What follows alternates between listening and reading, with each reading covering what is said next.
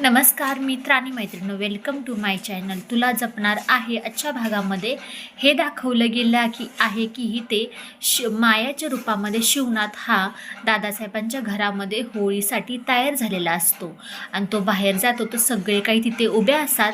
मायाला पाहता क्षणी सगळ्यांची काही तोंडे वाकडी होतात. तोपर्यंत ते शिवनाथ पटकन वेदापाशी येतो आणि तिच्या डोक्यावरून हलगत असा हात फिरवतो. तो वेदाला आठवतं की मायानं तिच्याबरोबर काय केलं होतं ते आठवता क्षणी वेदा घाबरून तिथून मीरा आणि अथर्वकडे जाते. हे पाहून शिवनाथला खूप वाईट वाटतं की वेदा मला ह्या रूपामध्ये पाहून त्या मायाचे केलेले सगळे काही आठवलं असेल, त्याच्यामुळे ती बिचारी आपली गेली असेल. तोपर्यंत नर्मदा मायाला हाक मारते की इकडे ये म्हणून. तोपर्यंत नर्मदा मायाला हाक मारल्यानंतर मीराला म्हणते, काय ग मीरा, काय बोलत होतीस तू माझ्या सुनेला? मीरा म्हणते, काही नाही, मी हेच सांगत होती की माझ्या वेदा बाळापासून लांब राहायचं. असं काही बोलल्यानंतर नर्मदा म्हणते, अगं मीरा, ती माझी सून आहे एवढं लक्षात ठेव आणि तिला बोलण्याच्या आधी 4 वेळा विचार करायचा. असं काही बोलल्यानंतर नर्मदा म्हणते, माया चल हो पुढे, तू आज होळीचा पहिला मान आहे तुझा. असं काही बोलल्यानंतर तोपर्यंत दामोदरी म्हणतो की हो माया, तुझा मान आहे, तुझं आत्ताच लग्न झालंय. म्हटल्यानंतर दादासाहेब पटकन म्हणतात, नाही नर्मदा थांब, मायाचा मान नाही, ह्या घरच्या सुनेचा आहे. ही सून म्हणजे मीरा आहे, दुसरं कोणीही नाही. मायाला आम्ही घरातली सून मानलेली नाही. असं काही म्हणतात क्षणी हेचा होळीचा मान अथर्व मायाला देतात. क्षणी नर्मदा दामोदरची तोंडी होतात वाकडे. असं झाल्यानंतर सगळं काही होते. तोपर्यंत देवी आई तिथे येते. देवी आईला पाहता क्षणी शिवनाथ पटकन हात जोडून म्हणजे नतमस्तक होतो. त्याच्या डोळ्यातही पाणी येतं. 2 सेकंदासाठी तो एकदम मायाच्या रूपातून तो शिवनाथच्या त्याच्या खऱ्या रूपामध्ये येतो.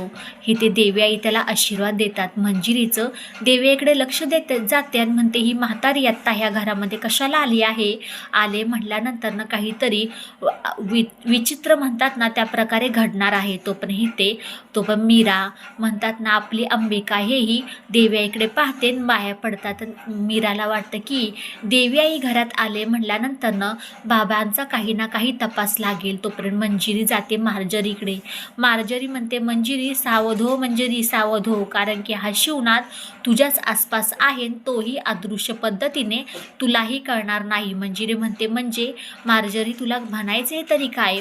अगं तो तुझ्याच घरात आहे, इथून तो कुठेही गेलेला नाही आहे आणि तो तुझ्या बरोबरच आहे, तुझ्यावरती तो नजर ठेवून आहे, तेही अदृश्य पद्धतीने. मंजिरी खूप घाबरते, म्हणते मला काही कळतच नाही आहे, म्हणजे काय म्हणायचं आहे काय? अदृश्य म्हणजे तो मला दिसत का नाही आहे? तोपर्यंत ते माया दुसऱ्या दिवशी तयार वगैरे होऊन बाहेर येते. तोपर्यंत ते मंजिरी तिला वॉर्निंग देते, म्हणजे धमकवत असते की काय करणार तिच्याबद्दल, काय नाही, ते सगळं काही बोलत असते. माया ते सगळं काही शांतपणाने, म्हणजे शिवनाथ सगळं शांतपणाने ऐकून घेत असतो. तोपर्यंत ते नर्मदा दामोदर जे काही रात्री झालेलं असतं त्याच्याबद्दल विचार करतात की ही माया खूपच बदलली गेली आहे, पहिली माया नाही राहिली. आणि तुला माहिती आहे का, त्या संध्याकाळी मायाने थोडंसं विचित्रच वागले माझ्याबरोबर. लग्न झालं आहे म्हटल्यानंतर ही अशी का वागते? तोपर्यंत नर्मदा पटकन मायाला विचारण्यासाठी तिच्या रूममध्ये जाते. माया ही आरशासमोर उभी असते. आरशासमोर खरं रूप शिवनाथचं दिसतं. तोपर्यंत ते नर्मदा ते पाहता क्षणी माया पटकन खाली वागते. तोपर्यंत ते नर्मदा मायाला म्हणते, काही तुला प्रॉब्लेम आहे का तुझ्या नात्याबद्दल? शिवनाथला काही कळत नाही. तो म्हणतो, म्हणजे सासूबाई मला काही कळालं नाही, काय बोलायचं आहे तुम्हाला? नर्मदा म्हणते, अरे तुमचं आत्ता लग्न झालं आहे. तोपर्यंत नर्मदा असं काही बोलल्यानंतर मायाला समजतं की हिला काय बोलायचं आहे. तोपर्यंत म्हणते की मला थोडासा वेळ पाहिजे माझ्या नात्याबद्दल, मगच मी पुढची सुरुवात करीन. असं काही बोलल्यानंतर नर्मदा तिथून निघून जाते. हे पाहिल्यानंतर तोपर्यंत मीरा गावाला फोन करते की काकांपाशी की बाबांचा काही तपास लागला का, ते गावात आले होते का?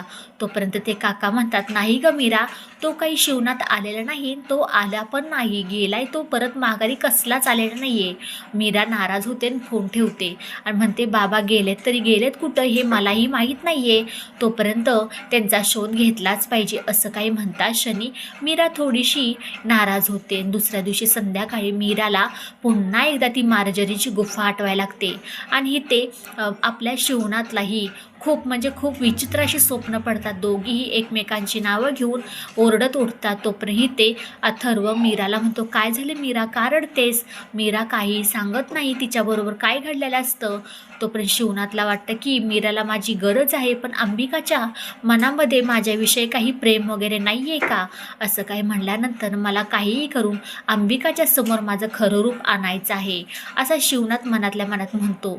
येणाऱ्या काही भागामध्ये आपल्याला थोडक्यात पाहायला येणार आहे की ते मीरा म्हणजे मायाच्या रूममध्ये जाते. माया असते आरशाच्या समोर. मीरा आरशामध्ये आपल्या शिवनाथचं खरं रूप बघते तेव्हा तिला कळतं की मायाच्या रूपामध्ये शिवनाथ ह्या घरामध्ये आहे. आत्ता कुठे खेळायला सुरुवात झाली आहे. व्हिडिओ शेवटपर्यंत पाहिल्याबद्दल खूप सारे मनापासून धन्यवाद. आवडल्यास लाईक शेअर सबस्क्राईब करायला अजिबात विसरू नका. चला भेटूया पुढच्या व्हिडिओमध्ये. बाय सगळ्यांना.